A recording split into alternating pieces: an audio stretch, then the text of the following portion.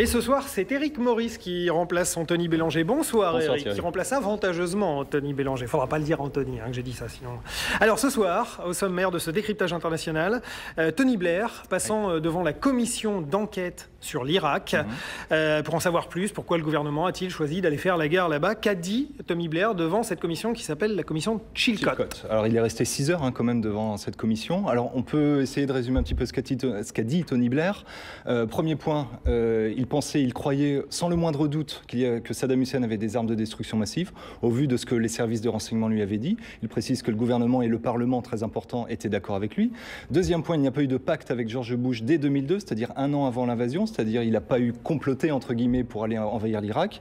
Troisièmement, il faut se souvenir du 11 septembre. Et le 11 septembre, dit-il, a changé l'évaluation du risque. Il n'était pas question de prendre le moindre risque après les attentats où des terroristes étaient prêts à tuer des milliers et des milliers de personnes. Quatrième point, ça s'est mal passé après, certes, mais c'est la faute de l'Iran et de Al-Qaïda. Et là, il fait un petit peu le lien avec le 11 septembre. Donc ça, ce sont les grandes lignes de l'argumentation de Tony Blair devant ses juges, en quelque sorte. Faut-il y lire quelque chose entre les lignes, justement? Alors déjà, sur la forme, on l'a vu dans les images dans le journal, il avait l'air, je l'ai trouvé l'air plutôt serein, plutôt posé pour quelqu'un qui, quand même, devant les télés du monde entier, doit s'expliquer. Sur le fond, il n'a pas répondu sur la question des manipulations des renseignements disponibles. Ça, c'est quelque chose qu'on retrouve depuis longtemps, même dans la commission de Chilcot. Donc il a évacué la question de la légalité de la guerre.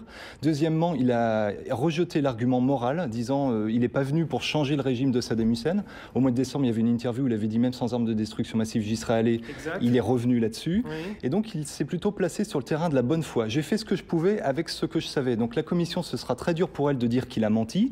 Et surtout, il tend la main à l'opinion. Il essaie de voir l'opinion et de dire, voyez, j'étais un dirigeant, j'ai fait mon devoir, je suis honnête, je me suis trompé, mais au moins j'ai fait ce que je pouvais.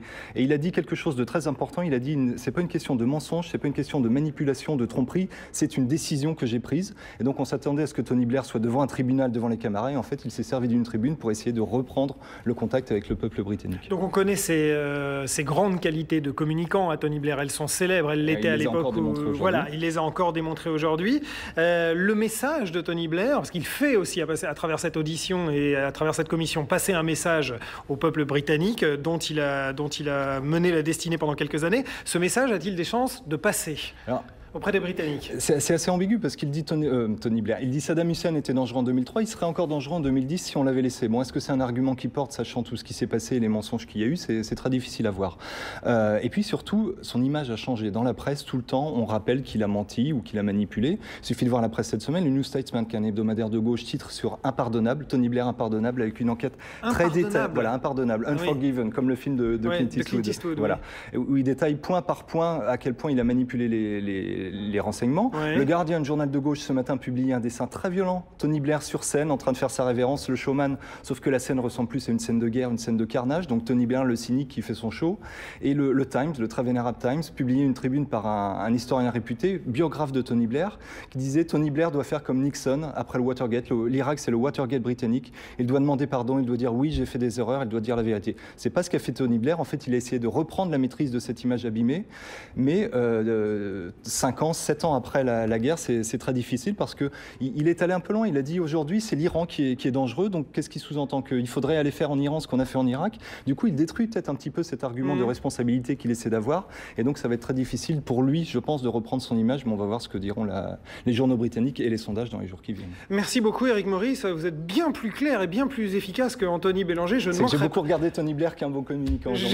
Bien joué. Je ne manquerai pas de faire la remarque à Anthony. Évidemment, fiez-le comme je suis, vous me connaissez. Merci beaucoup. Je vous souhaite un excellent week-end.